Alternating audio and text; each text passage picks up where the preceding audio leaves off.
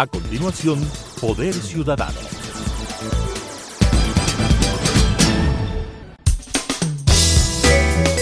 Clasificación B, bajo supervisión de un adulto.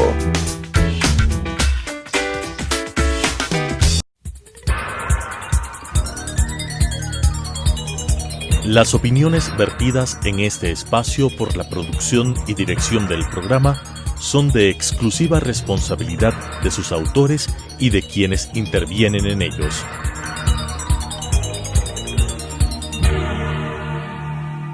Telesucesos Canal 29 UHF presenta Poder Ciudadano, una ventana construida desde la visión plural ciudadana para la expresión de sus anhelos, demandas y aspiraciones, con la conducción del doctor Patricio Picón. Poder Ciudadano. Entonces, ¿Ahí no fuiste detenido por primera vez? No, allí no todavía. ¿Ya? Después, él organizó esto y por supuesto me mandó a llamar. Me mandó un chofer a que me buscaba por todas partes.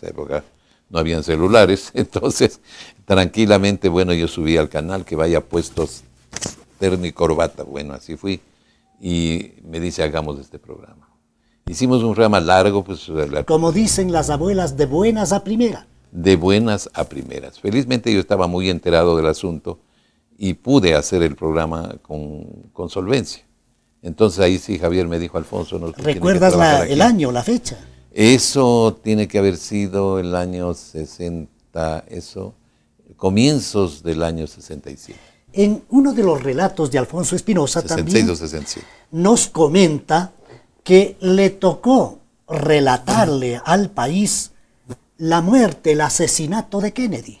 Así. Épocas en las que no teníamos pues una serie de avances de la tecnología moderna, no, y que al parecer en algún teletipo, no sé si es que uso adecuadamente el término, aparecía que había muerto un Kennedy, pero no se sabía cuál de ellos. ¿Cómo fue ese relato? Bueno, yo esa época todavía en Radio La Prensa, yo solía, hacía un noticiero al mediodía, después había un programa deportivo, y yo salía a almorzar para volver a la radio. Entonces, cuando era más o menos casi las 2 de la tarde, yo salía de la radio y oí, la gente se va a reír de esto, porque eran y timbraba, sonaba cuando había algo especial. Timbraba cuando había alguna noticia muy especial. Especial, exactamente. Entonces, yo ya pues le conocía, ¿no? Un timbrecito, 2 timbrecitos, ya sabía más o menos. Pero yo estaba saliendo, entonces digo, no, me voy nomás, voy a almorzar y vuelvo. No le di mucha importancia. Pero cuando ya estaba casi en las gradas, empecé a oír como un campanario a ese teletipo, clink, clink, clink, clink, clink. Entonces dije yo, algo grave ha pasado. Me regresé y veo, y decía, solo una frase, decía, Kennedy abaleado.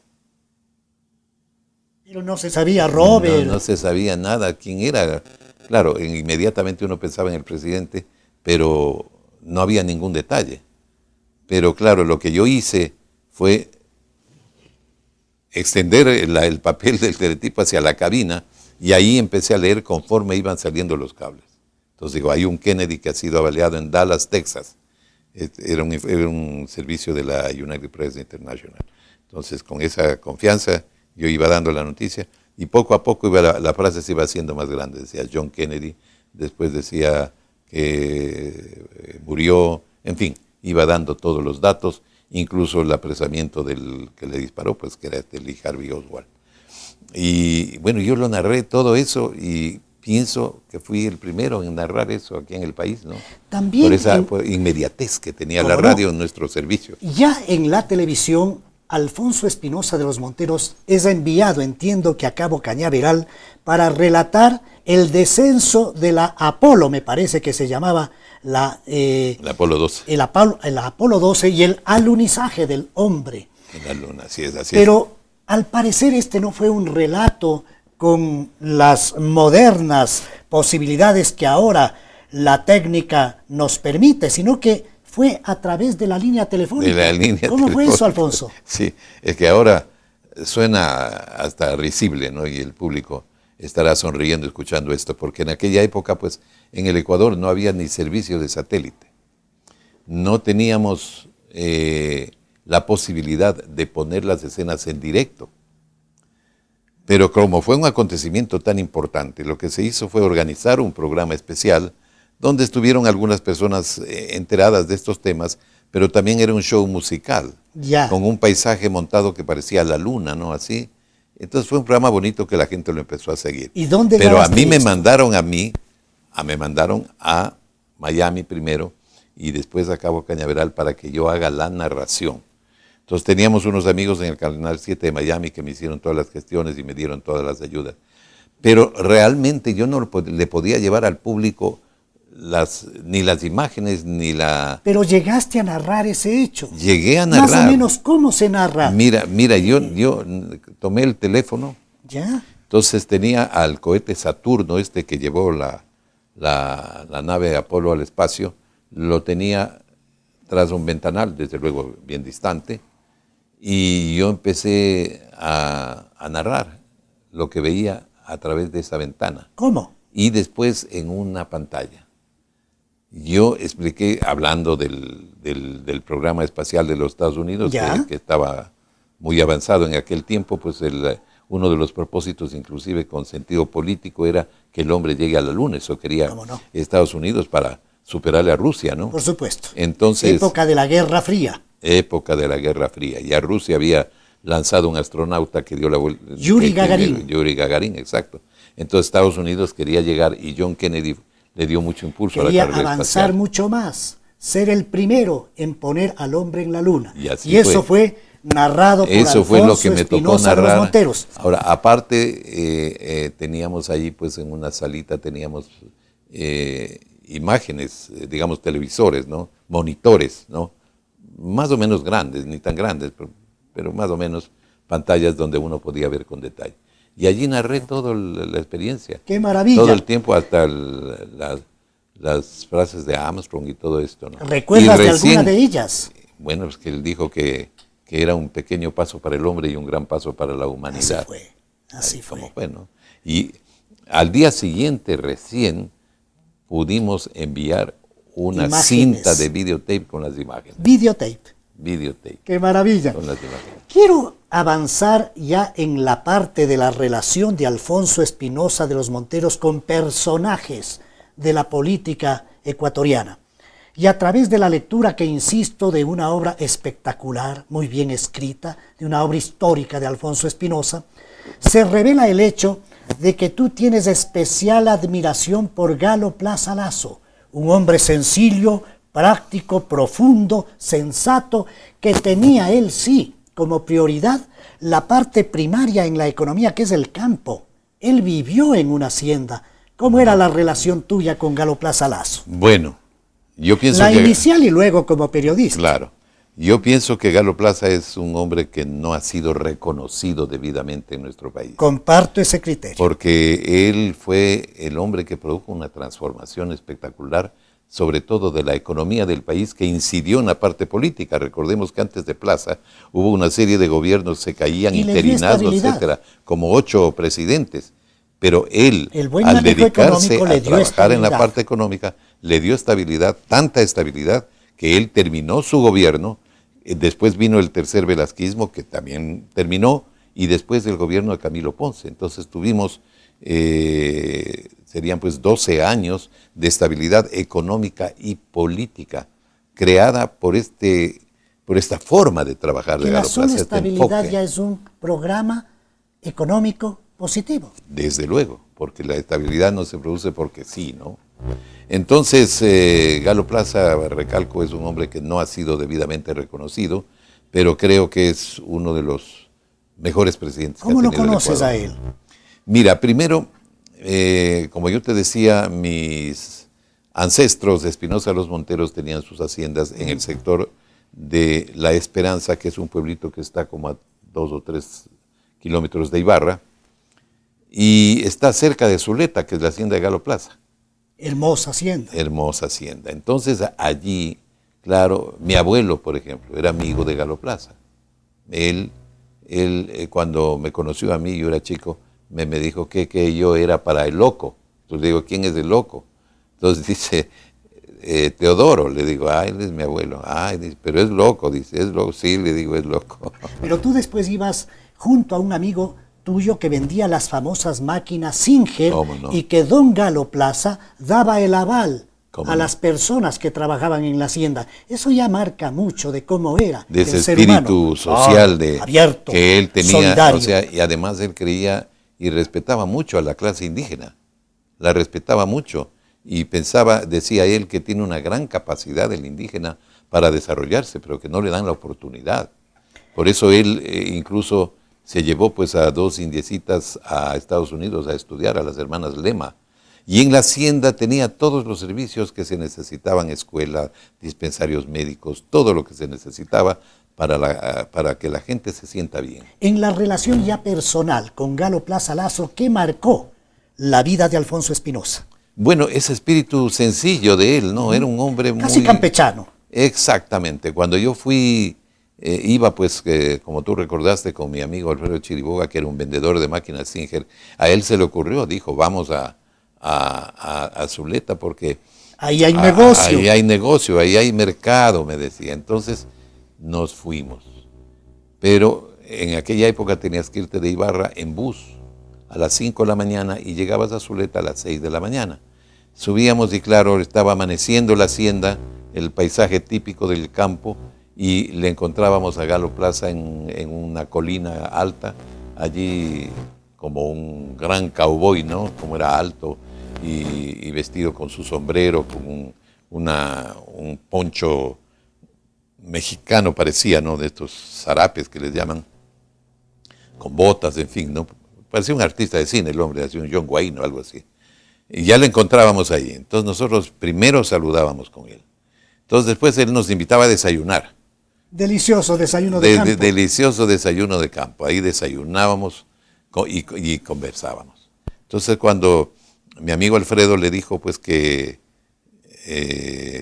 él quería venderlas, le dijo, me parece muy bien, porque dijo, aquí las indiecitas son muy hábiles, si cuentan con esta herramienta pueden hacer maravillas. Y ahí comienzan los famosos bordados. Yo pienso que ahí comienzan los bordados de Zuleta. Ese es no tengo las pruebas, pero estoy seguro que así empezó, porque todas las familias tenían ya su máquina de coser. Y te tocó, mi querido Alfonso, entrevistar al expresidente Galo Plaza. Ya después, por supuesto, en la televisión, sobre ya todo. Como periodista ya hecho como de periodista. Ecualiza. En la televisión, cuando fue secretario de la OEA, yo le hice también y recordó de estas iniciales relaciones amistosas. Él me recordaba muchísimo. Es que era muy sencillo, muy cariñoso, ¿no? Entonces él, siempre que me volvía a ver, porque él vivía más afuera que acá. Tú para él eras el hijo de Loco. El nieto de Loco. El nieto, perdón. Entonces, pero había una relación. Incluso mi papá fue gerente de la destilería La Zulay en la época en que el Estado manejaba el asunto de los estancos. Y el gobierno tenía que poner al gerente de las 2 únicas destilerías que habían en el Ecuador, una en Durán y otra en el Puyo. ¿Le puso a tu abuelo? En el Puyo, a mi papá. Yeah. Le puso a mi papá de gerente de la destilería La Zulay en el Puyo, por pedido especial de Galo Plaza, porque también el estanco era un nido donde había mucha corrupción y todo, ¿no? Y le ponía a tu padre por la confianza en su honestidad. Exactamente, le llamó conocer. y le dijo que él necesitaba una persona de muchísima confianza en ese puesto y que quería que sea él. Los minutos se hacen segundos y yo quiero avanzar y le pido a Alfonso que conversemos un poco en relación a su relación, no sé si tortuosa a veces, con el varias veces presidente José María Velasco Ibarra. Bueno, sí, tuvimos una cosa, porque Ecuavisa era una estación nueva, ¿no? Y Velasco empezó a gobernar en el año 68, su último gobierno. Y allí, pues, el doctor Velasco, ahí tuve mi primera experiencia, y como entrevistador fue una experiencia terrible. Cuando te quitó cuando me las quitó preguntas. el papel. Sí. Qué grave. Porque nosotros, era la primera campaña política en la que la televisión intervenía, y era la primera campaña en la que íbamos a hacer programas de opinión con los candidatos. Entonces, invitamos a todos, pero había un antecedente. En el cuarto velasquismo, en aquella situación en la que murió el profesor Arauz y todo, Velasco cayó el 7 de noviembre, hubo incidentes muy fuertes en Cuenca y en Guayaquil y se murieron sobre todo estudiantes del Colegio Vicente Rocafuerte. Entonces la revista Vistazo publicó una portada con un dibujo, con una alegoría en la que se le veía a la patria que tenía en sus brazos a los estudiantes sangrando. Qué grave. Entonces fuerte. Era fuerte eso, claro. Eso era fuerte. Entonces Javier pues dice, yo estoy seguro que Velasco no va a venir, porque él me debe odiar por esa portada. Pero yo le dije, bueno, pero ese es candidato, tenemos la obligación de invitarlo. Si él no viene, pues se dirá que no viene, ¿no? Pero ¿qué ocurre? Que el doctor Velasco aceptó y fue, acompañado de Galo Martínez Merchán, que después fue su ministro, y el dueño ahora del Diario Expreso. Y Galo Martínez fue el que lo llevó, tenía amistad también con nosotros, pero Velasco era imponente. Era una persona, pero totalmente imponente. Una personalidad especial, y superlativa. Con un carisma, era también enigmático, exacto. Y no hablaba. Qué curioso. Era así. Él no hablaba, estaba sentado en la sala así esperando y no hablaba. Entonces nosotros ya solo conversaban Galo, Javier y yo. Y ahí le llevamos a conocer el canal para ver que si algo opinaba o algo, pero no opinaba, solo veía así. Hacía gestos, pero nada más. Hasta que vino el supervisor y me dice, don Alfonso. Qué curioso, y un hombre que con su discurso llegaba a la presidencia, él solamente decía que le den un balcón y el resto estaba para él, así y es, no hablaba. Así es, pero así, sobre todo en esas circunstancias, a lo mejor lo hizo con cálculo. A lo mejor lo hizo con cálculo, Era exacto. Un manejo, era un manejo ya para ponernos un poco nerviosos, sobre todo a mí, pues, ¿no? Entonces. ¿Y lo consiguió de alguna manera? Sí, claro, yo ya venía tenso, ¿no? Cuando dijimos que él no iba a venir, a alguien del equipo de Coavisa, al doctor Manuel de J. Real, se le ocurrió, dijo, él, donde empiece a hablar, usted no le va a poder cortar porque él da discursos.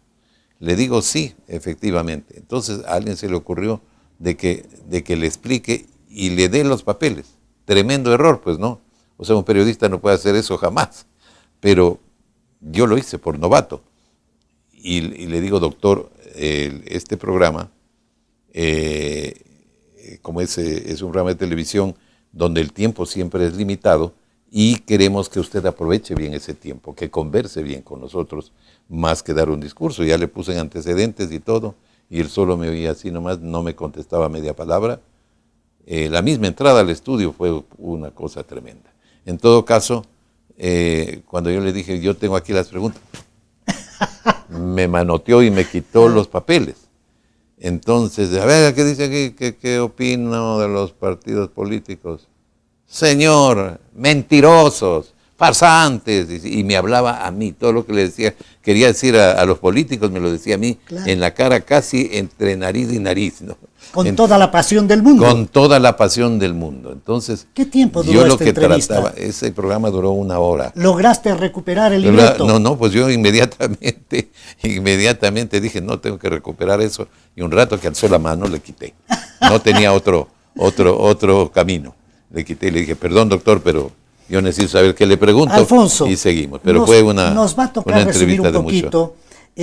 Por favor, este fue uno de tus encuentros con el populismo real, partiendo de Guevara Moreno, Velasco Ibarra, luego podemos también encasillarlo ahí, sin duda, a Abdalá Bucaram, claro, sin duda, y a Rafael Correa. Desde luego. Tú has tenido un acceso directo a esas formas de populismo donde hay un mago, un brujo, un hechicero que le ofrece la solución de todos los problemas a un país que además está ansioso porque alguien le resuelva sus problemas.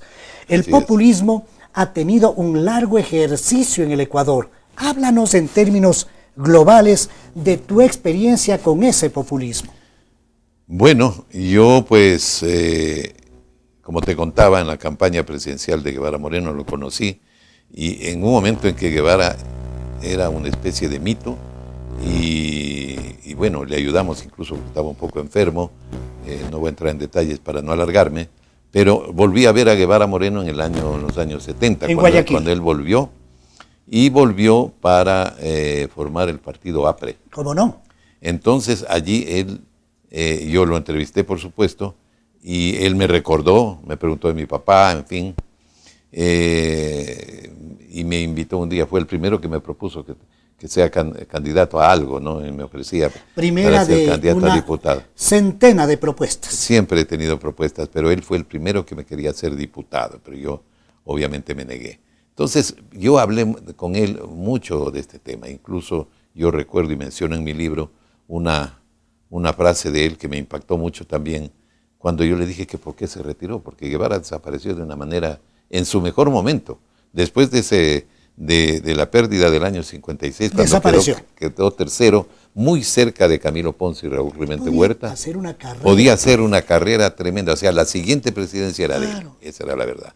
Pero el hombre se fue y se fue a vivir en México. Entonces yo le pregunté, le dije, yo siempre he tenido curiosidad, ¿por qué usted abandonó todo y se fue en su mejor momento? Y me dijo una frase que me sorprendió, y me dijo, porque llegué a la conclusión de que con el pueblo no se puede hacer revoluciones sino revueltas, máximo revueltas. Interesantísimo. Entonces eso me dejó pensando, y por supuesto ahí pensé pues en todas las manifestaciones populistas que hemos tenido, ¿no? ¿Qué vasos comunicantes encuentras con estos personajes del populismo? Tal vez su retórica, su oferta barata desmedida, su manera irresponsable del manejo de los fondos públicos, la existencia de actos de corrupción. ¿Cuáles son los elementos? Y la parte más importante, la comunicación, Patricio. Y tratan el también manejo de la ser comunicación, dueños de una ¿no? verdad oficial. O sea, alguien dice que el populista se apropia de la comunicación, él se vuelve la palabra, ¿no? Y efectivamente, tú recordabas a Velasco en sus balcones, cómo conquistaba la presidencia con unos cuantos discursos, ¿no? Y después hemos visto a todos hacer lo mismo. Claro que han ido evolucionando los estilos, ahora se baila en las tarimas, se canta, se pone un grupo musical atrás, todo esto La demagogia, yo la recuerdo demagogia. muy Empezó niño. Bucaram, que es un gran demagogo, Abdalá Bucaram, Claro. porque Asad Bucaram también fue un populista, Pero era más serio. pero era más serio. ¿Sí o no? Exactamente. Continuará. No se pierda la tercera parte el día viernes 1 de enero del 2021 a las 21 horas.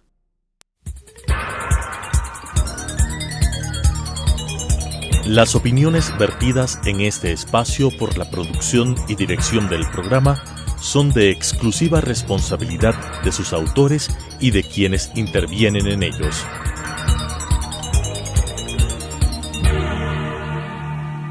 Telesucesos Canal 29 UHF presentó Poder Ciudadano, una ventana construida desde la visión plural ciudadana para la expresión de sus anhelos, demandas y aspiraciones, con la conducción del doctor Patricio Gijón.